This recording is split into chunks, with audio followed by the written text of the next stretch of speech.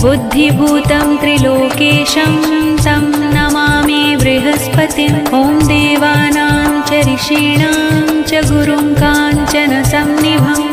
बुद्धिभूतं त्रिलोकेशं तं नमामि बृहस्पतिम्। ॐ देवानां च ऋषीणां च गुरुं काञ्चनसन्निभं।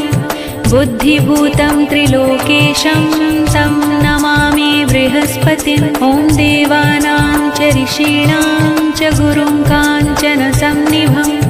बुद्धिभूतं त्रिलोकेशं तं नमामि बृहस्पतिम्। ॐ देवानां च ऋषीणां च गुरुं काञ्चनसन्निभं।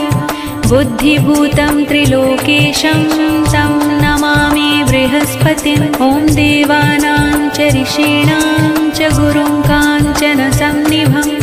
बुद्धिभूतं त्रिलोकेशं